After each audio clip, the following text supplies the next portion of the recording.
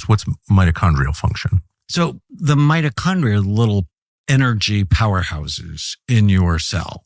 They activate and keep the cell energized and alive. And 49% of the tracer that we do this study with is actually taken up by the mitochondria in the brain. So when we see low activity, it's really low activity along with decreased blood flow. And then there's a new study by a completely separate group than ours on 1,000 young marijuana users, and the areas of the brain involved in learning and memory were low in blood flow and activity. So it's not just me because I have a problem with marijuana. It's other scientists as well saying marijuana is not great for the brain. What are the effects of less mitochondrial activity and lower blood flow? So it can go with tiredness. It can go with low motivation. It can go with depression over time. It can go with more anxiety because your brain can't settle it down. And in vulnerable people, it can go with an increased risk of psychosis. Huh. How does that work? We're all of a sudden seeing, because marijuana is not a drug, it's a medicine, we've been told. It's the most healing medicine ever discovered. It's, quote, natural. God made it. And it's the answer to most of our physical and psychological problems. And now, all of a sudden, there seem to be all these studies showing a direct connection between heavy marijuana use and psychosis. Is that connection real? And if so, how exactly does that happen? Do we know? Well, it's absolutely real. And people who have a certain genetic makeup are more vulnerable to becoming psychotic. One gene in particular, if you have a combination of an abnormality in that gene, you have a 7-fold, so that's a 700% increased risk of becoming psychotic if you are a heavy user of marijuana. So not for everybody, right? But for everybody, the risk is somewhere between 2 to 4 times, especially if you start young. And now it's the young that are suffering from the idea that marijuana is innocuous, because it's not innocuous. But because they think it's innocuous, I think psilocybin's going to go the same way. When the perception of the dangerousness of a drug goes down, its use goes up. And that's what we've seen. And teenagers who use have a higher incidence of anxiety, depression, suicide, and psychosis in their 20s. So have you noticed, since you do treat children as well, an increase in damaged brains that you can attribute to marijuana use? Absolutely. An increase from when we started. So that seems like a public health concern. It's totally a public health concern. We should be completely freaked out. And people are like, marijuana is innocuous, marijuana is innocuous. And it's like, why are you saying that? Because when they're getting rich from it, probably. Well, the marijuana industry, which hates me, spends $3 billion a year on marketing. So how are they different from the Sacklers at Purdue Pharma then? Like lying to people about the health effects of the drug they're profiting from. I mean, it seems like the same. It's a weapon of mass destruction. Marijuana. And the weed industry hates you? Of course. Have they attacked you? All the time. Really? What do they say? If I post something on one of my social media sites, they'll call me a charlatan and hysterical, and that I should get high. And they should take my medical license and all sorts of things. Take your medical license? Yeah.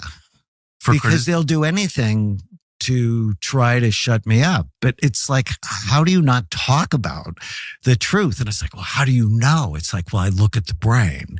And if your brain is not right, well, you're not right. Yeah. I just didn't know until we had breakfast a minute ago that that kind of damage was or any kind of damage to the brain was more subtle damage, not, head injury damage, but damage from drugs, for example, was detectable on a brain scan. Yeah, so interesting.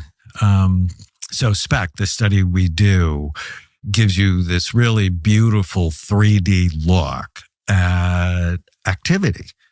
And a healthy scan shows full, even, symmetrical activity, with most of the activity being in the cerebellum. So the cerebellum is the back bottom part of the brain. Cerebellum is Latin for little brain. And it's 10% of the brain's volume, but has 50% of the brain's neurons. And alcohol is directly toxic to the cerebellum. Well, so is marijuana. And that's why you shouldn't drive when you're high. And so what happens in the cerebellum? So many interesting things. It's sort of the Rodney Dangerfield part of the brain. It gets no respect. This would be the lower brain we refer to, not the higher brain. Well, it's so important because it's connected to the rest of the brain. And it used to be thought that the cerebellum was involved in coordination, physical coordination. Well, now we know it's also involved in thought coordination, how quickly you can integrate new information. And marijuana slows the function of the cerebellum, so your thoughts become slower and you're less coordinated, which is why you shouldn't drive if you're high. Overweight decreases the size of your brain. Yeah, horrible study. Out of the University of Pittsburgh, my friend Cyrus Raji published it. He looked at MRI scans of people who are healthy weight, so a BMI between 18.5 and 25, overweight, 25 to 30 BMI, or over 30, obese. The people who are overweight had 4% less volume in their brain, so less brain tissue, and their brains looked 8 years older than they were. How does that work? People who were obese had 8% less volume. Think about that. And their brains looked 16 years older. I looked at my healthy group that we have at Amen Clinics. And because when we were looking at healthy, we weren't looking at weight. And after that study came out, we saw exactly the same thing. And then I did a big NFL study and I looked at my healthy weight NFL players and my overweight NFL players. And the overweight NFL players had significantly lower activity in their frontal lobes. So the frontal lobes is the most human, thoughtful part of your brain. It's 30% of the human brain, 11% of the chimpanzee brain, 7% of your dog's brain, 3% of your cat's brain, which is why cats need 9 lives. Anyways, significantly lower blood flow and activity in their frontal lobes. What weight does, excess weight increases something called inflammatory cytokines. So the fat on your belly is not your friend. It decreases blood flow. It increases inflammation. It prematurely ages your brain.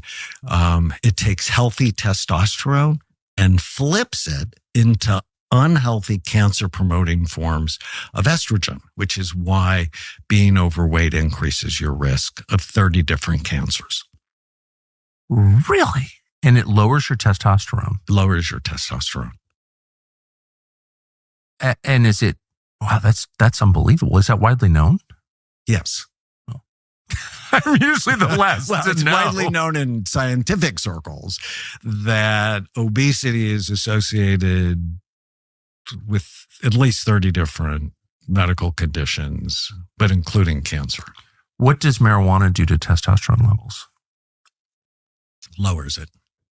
Conclusively, you can say that. Yes. And we have this younger generation who have low testosterone levels. They've been getting lower and lower, and we have to ask them, so why is that? And part of it is, this is going to sound really crazy, but I believe it. The dermatologist won. They made us afraid of the sun. And now we have these record levels of low vitamin D levels, but we also have record levels of toxins being put on our bodies. So mom thinks she's really being a great mom if she lathers her son or her daughter with sunscreen. And now you've seen in the last couple of years, sunscreens have come under a lot of scrutiny because of the toxins they have in them, that if you put it on someone's skin, it goes into their body. What kind of toxins? Like parabens and phthalates. A brand new study where they looked at cord blood and autism, and moms who had higher levels of phthalates had a 5 times increased risk of having an autistic child. So when Secretary Kennedy says we're going to look at toxic exposure and autism, I'm like, we absolutely should look at that. I have 6 kids and I love them all dearly, but I never want to have to live with them. And so, Right. I covet my independence. And as I get older, I'm like, I need to be more serious, because did you know 50% of people 85 and older, 50% of people 85 and older will be diagnosed with dementia of one form or another. And it means if you're blessed to live to 85, you have a 1 in 2 chance of having lost your mind. And marijuana increases the risk of dementia. Really? Yeah.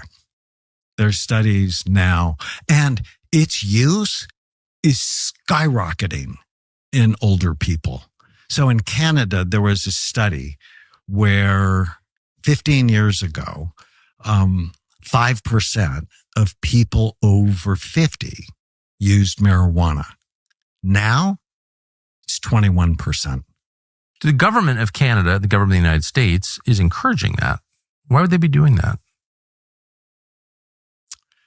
I don't know. It's just wrong thinking. Yeah. Because at best. we don't want dementia increasing in the population. Alzheimer's is expected to triple by 2050. No. It's like, no.